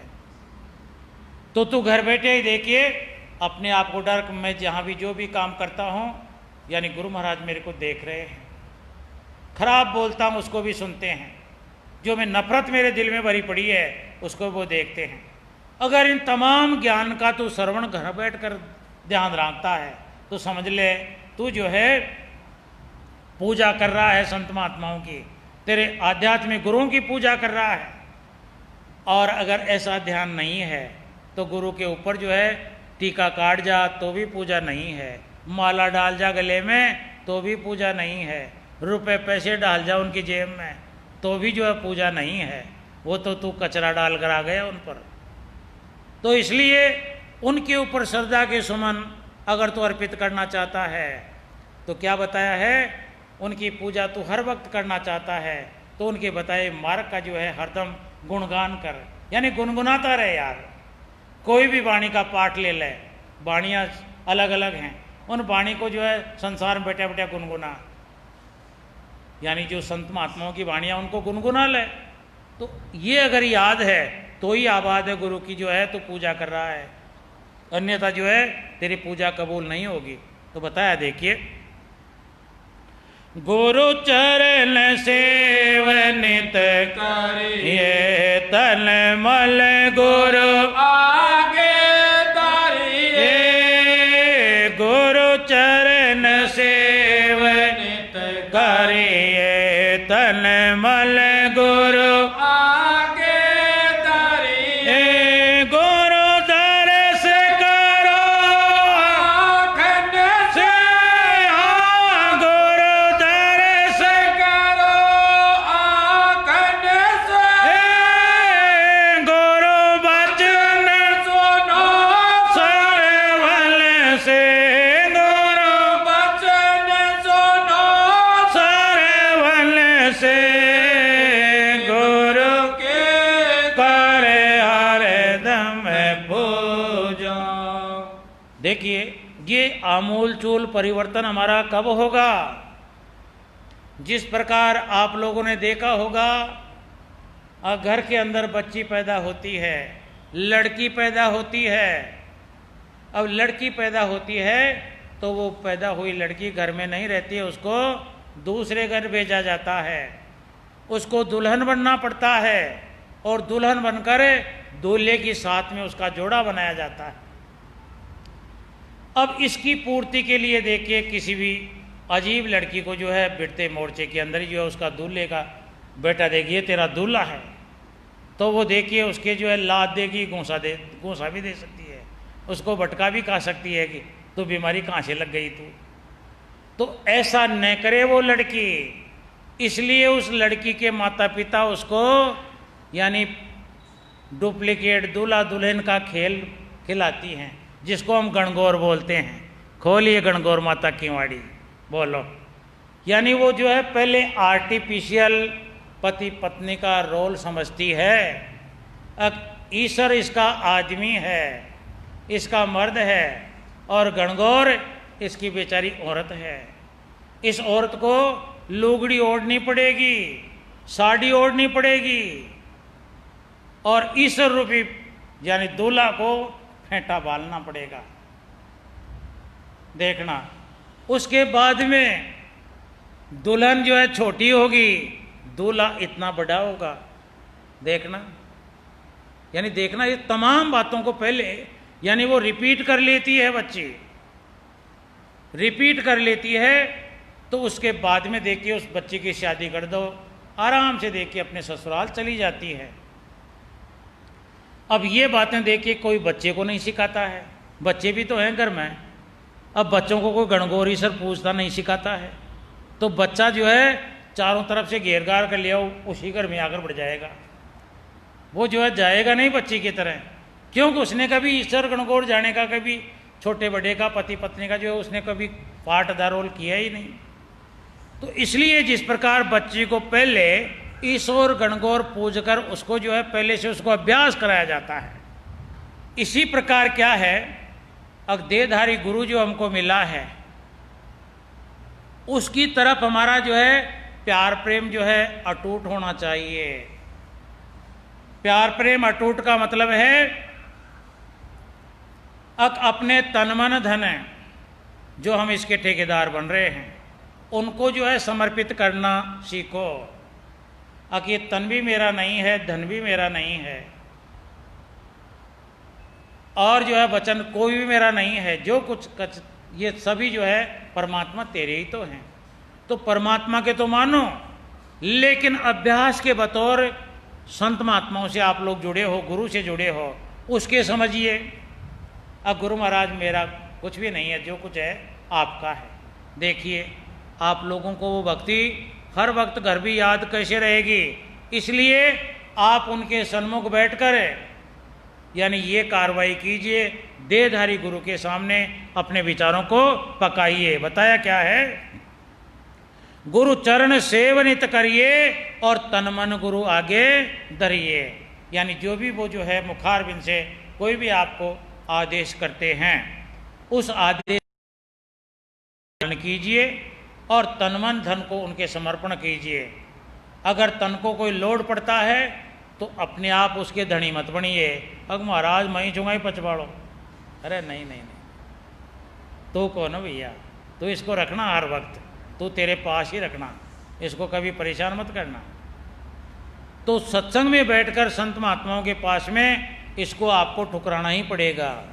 अब ये शरीर अगर गुरु के आदेश की पालना में खर्च होता है, परेशान उठाता है, तो यही बड़े भाग से कम थोड़ी है। इतना समझना पड़ेगा आपको, इतना समझना पड़ेगा। जो धन कमाई मैंने की, लेकिन गुरु सेवा के अंदर गुरु महाराज ने आदेश कर दिया बेटे ऐसे कर ले, तो धन वही सुफल है। यानी घर धन जो है वही सुफल है जो गुरु की आदेश से खर्च करता है। तन वही है जो गुरु सेवा में जो है इसको लगाता है यार। मन वही है जो ज़्यादातर ये परमात्मा के नाम का गुणगानों में खर्च करता है और दुनिया की यादाश्त में खर्च करता है। ये तो नहीं है, तो गुरु का नहीं है। तो बताया क्या, देखना, गुरु चरण सेव नित करिए, तन मन गुरु आगे धरिए, गुरु दर्श करो आंखन से। अरे इन आंखों से तू देखना चाहता है दुनिया को, अब देखा लाभ में जा रहा हूँ, धन में जा रहा हूँ, मैं धोखे में जा रहा हूँ, क्या देख रहा, छोटा बड़ा ये हो रहा वो हो रहा, इस आंखों से देखना चाहते हैं और इनकी पूर्ति नहीं होती है, हम लोग दुखी हो जाते हैं। महाराज बच्चा जो है कमज़ोर है, महाराज खेती कमज़ोर है, महाराज भैंस जो है थक गई है, महाराज जो है बच्चा पढ़ता नहीं है। ये देख देख कर कितने दुखी हो रहे हैं। तो इसलिए आँख जो है वही सुफल है जो ज़्यादातर संत महात्माओं के दर्शन करती है। यानी आँखों से दुनिया को देखो, लेकिन झुंझड़ खा कर देखो। अब ये क्यों देखता हूँ मैं तुमको यार, आँख मींच लो, इनको जो भी काम कहना हो बोल दो, कह दो, और आँख फाड़ फाड़ कर लाल आँखें पीली आँखें बदलने की जरूरत नहीं है। दो बार बता दो अब ये काम ऐसा है, उसके बाद में आंखें बंद कर लो अगर तू सत्संगी बनना चाहता है तो। और नहीं ढोल है, बावड़ी चिड़ी और मोकड़ा रामा यार, बाकी बदलाव तेरे को करना पड़ेगा। तो उन्होंने बताया, देखिए स्वामी जी महाराज ने, अब गुरु दर्श करो आंखन से। ज़्यादातर आंखें जो है पवित्र कब होती हैं, जब देहधारी गुरु का हम लोग दर्शन पर्शन करते हैं। क्यों करते हैं? अब इसमें देखिए उस शब्द की जो है धार, शब्द की तरंग उनकी आंखों के माध्यम से देखिए हमारे ऊपर यानी बौछार होती है, परावर्तित होती हैं। क्योंकि संत महात्माओं की ज़्यादातर जो है देख रेख की स्मरण शक्ति उसी में लगी रहती है। तो उससे जुड़ेंगे तो हमारे को भी जो उसका फायदा मिलेगा। जिस प्रकार एक चुंबक के टुकड़े को आप लोग लोहे को घिसोगे तो लोहे के टुकड़े में भी चुंबक के गुण उत्पन्न हो जाते हैं। तो संत महात्माओं के दर्शन पर्शन करने से आंखें पवित्र होती हैं। संत महात्माओं का सत्संग सुनने से हमारे कान पवित्र होते हैं और संत महात्माओं के माध्यम से परमात्मा का गुणगान करने से हमारी जबान जो गाली गलौच, गलत खान पीन करके, गलत सो करके जो मैली हुई है, ये परमात्मा के नाम के गुणगान करके साफ हो सकती है। यानी ये संत महात्माओं के सत्संग में तमाम काम जो है ज्ञान, उसको अगर लेंगे तो हमारी जीवन जो बिल्कुल अज्ञानता की तरफ जा रही है, मुसीबतों की तरफ जा रही है, यानी पूरी देह ही पवित्र होती है सत्संग के जड़ से, ज्ञान से। तो क्या बताया देखिए, गुरु दर्श करो आंकन से, गुरु वचन सुनो श्रवण से, गुरु केवल मन को मारो। ये मनीराम, मन को कहने से तो दो ही अक्षर हैं, मैं न, लेकिन ये मन इतना भारी है, इतना कठोर है, इतना शक्तिशाली है, अब शेर का बल भी जो है थोड़ा रह गया, हाथी की ताकत भी जो है इसके नीचे ही रह गई, इतनी ताकत का है ये मनीराम। और ये मनीराम को रोककर भक्ति करने का ये सिद्धांत है हमारा राधा स्वामी मत है। तो इतने बलिशाली इस जो है, इतने जो है बाजू वाले इस मनीराम को टक्कर कैसे मोड़ सकते हैं? करोड़ जतन से ये नहीं मानेगा, करोड़ जतन कर लें ये मन जो है मुड़ेगा नहीं, ये उन्हीं रास्तों पर जाएगा। तो इसको मोड़ने के लिए स्वामी जी महाराज ने देखिए क्या बात बताई थी, अक्रोड़ जतन से ये नहीं माने, धुन सुनकर मन समझाई।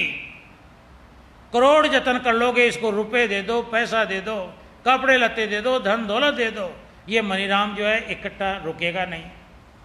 तो ये रुकेगा जब, अब देखिए सुबह शाम भजन ध्यान सुमिरन के अंदर है, नाम के सुमिरन में इसको लगा दे। ए जपा जाप जिब्या हिलेना होट, ऐसे नाम की यहां पर जो है लगन लगाकर इसका स्मरण में लगावेंगे ध्यान। कैसे लगेगा?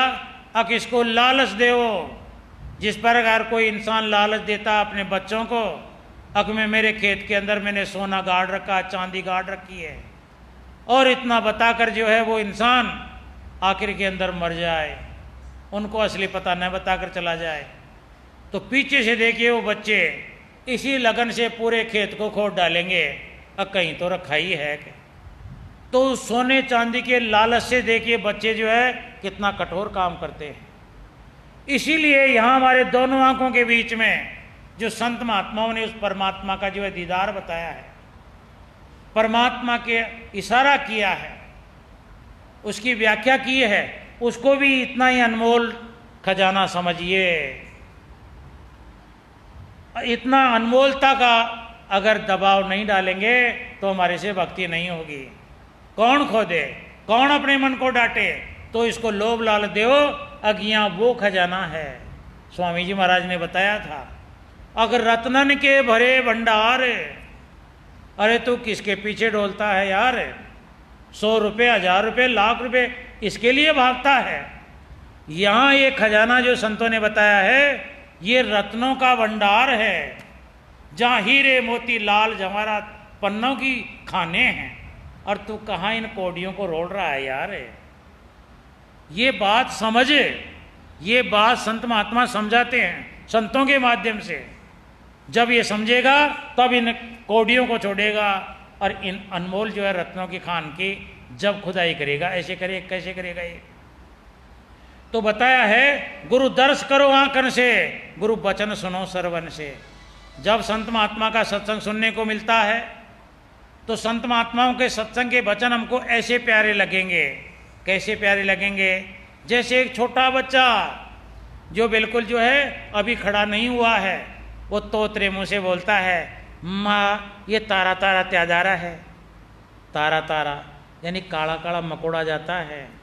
बच्चा तोतले मुंडे बोलता है ये तारा तारा क्या है, तो माँ खुश होती है। हाँ, ओह मेरे बच्चे ने तो आज मेरे को जो है आवाज़ सुनाई, बहुत प्यारी लगा बेटा। और बोल रहे ये तारा तारा क्या है? देखिए बोली यानी तुतलाती बोली भी माँ को प्यारी लगती है। ऐसे ही संत महात्माओं का ज्ञान हमको प्यारा लगना चाहिए। जब जाकर बैठेगा, अभी कहाँ, अभी तो किनारा ही नहीं आया है, और हम तो हो लिए बूढ़े। हो गया महाराज के, मेरे को तो 60 साल हो गई, बर्बाद कर दिए तूने, अभी किनारा बहुत दूर है। बताया क्या है? देखिए, गुरु दर्श करो आंकन से, गुरु वचन सुनो सरवन से, गुरु केवल मन को मारो, यानी गुरु का बल है, नाम की कमाई, भजन ध्यान सुमिरन, ये बल होगा। अक नहीं, मन को कह दो तू जचे जहाँ बल है, मैं तो गुरु महाराज की बात का पालन करके और मैं जो है भजन ध्यान सुमिरन करूँगा, इससे ये अपने आप ही जो है थो मान जाएगा।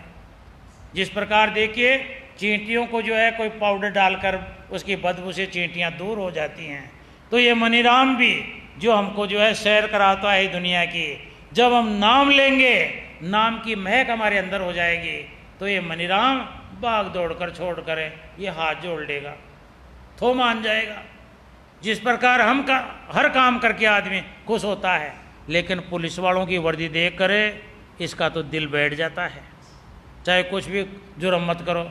इसी प्रकार ये मनीराम भी संत महात्मा का दिया हुआ ये हथियार है, ये नाम रूपी हथियार है, इसको आप धारण किए हुए रहोगे तो ये मनीराम मर जाएगा, अपनी कला नहीं तोड़ाएगा, और ये निहत्था हो जाएंगे। यानी भजन ध्यान सुमिरन हमें नहीं करेंगे तो फिर ये हमारी चोटी पकड़ेगा, हमारे खुए पर लग सकता है। तो बताया क्या है, गुरु के बल मन को मारो, गुरु के बल काल संगारो, गुरु ब्रह्म रूप धराए, गुरु ब्रह्म रूप धरे आए, गुरु पार ब्रह्म गति गाए, गुरु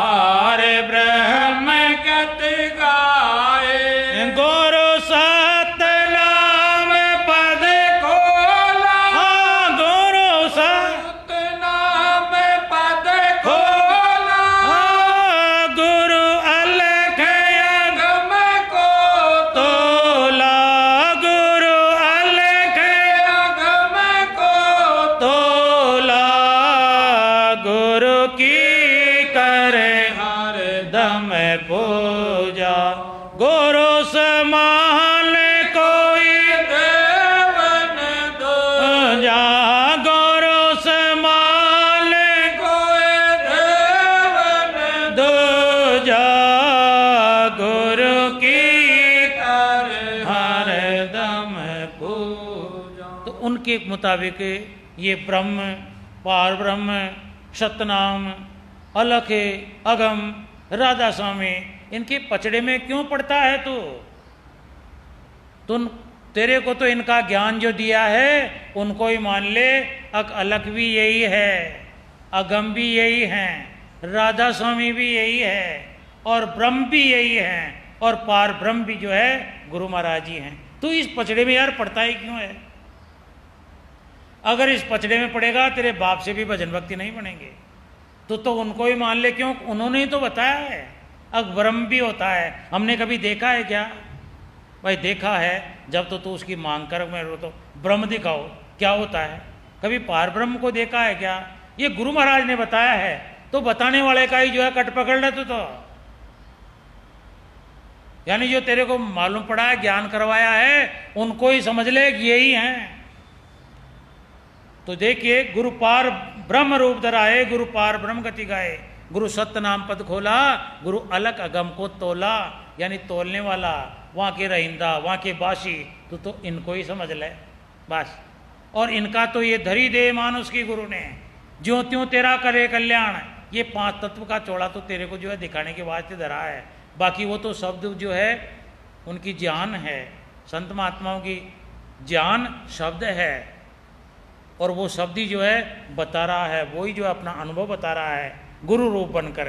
तो आप लोग तो उसको परमात्मा से भी ज़्यादा जो है महिमा दीजिए गुरु की।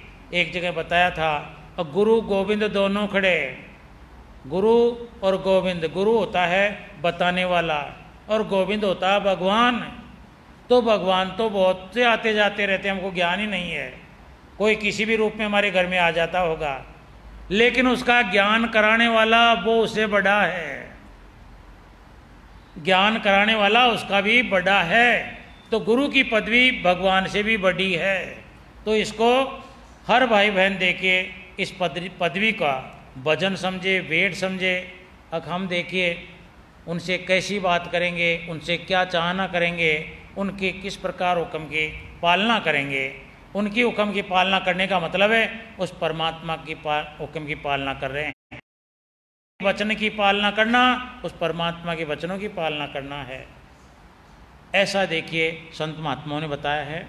तो बताया है गुरु सतनाम पद ला गुरु अलख अगम को तोला गुरु सतनाम पद खोला गुरु अलख अगम को तोला गुरु रूप धरा राधा स्वामी हाँ गुरु रूप धरा राधा स्वामी गुरु से बड़ अनामी गुरु से बड़ अनामी गुरु के करे हर दम पूजा गुरु समान कोई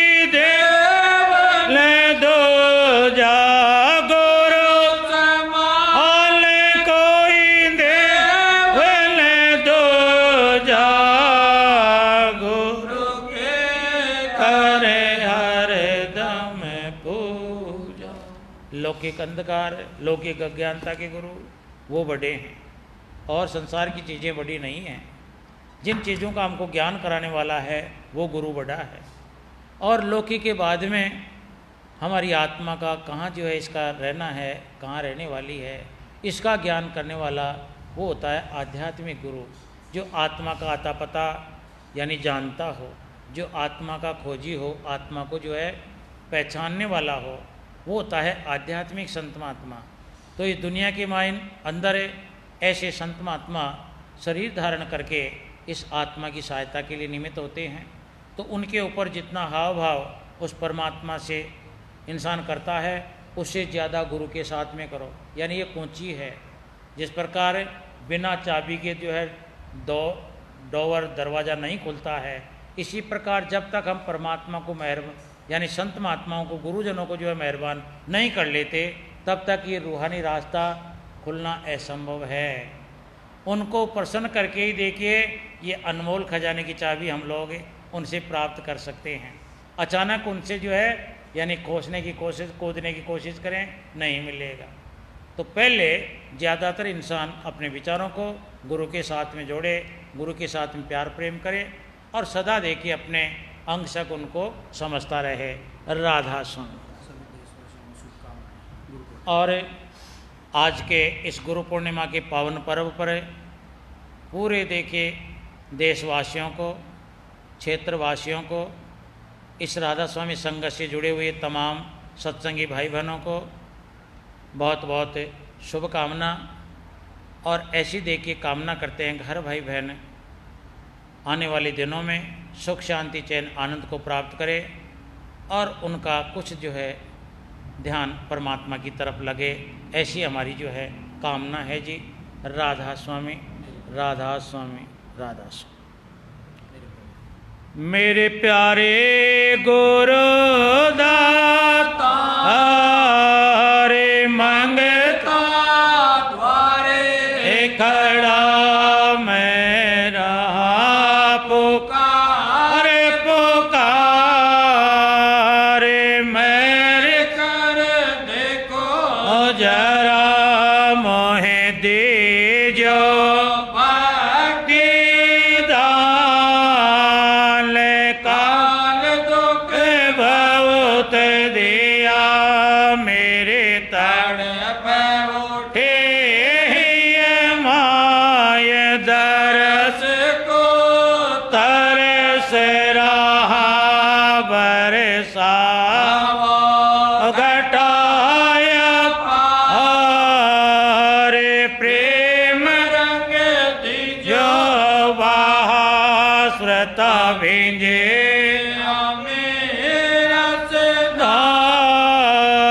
रे तल होवे हरा श्रता भिंजे रस रे तल होवे हरा मेरा जन्म सुफल हो ये तुम गुण गावो सदा मेरा जन्म सुफल हो जाए, तुम गुण गावो सदा मैं नीच अधम ना करे, तुम्हारे द्वारे खड़ा मैं नीच अधम ना करे, आपके द्वारे खड़ा मेरी विनती सुनो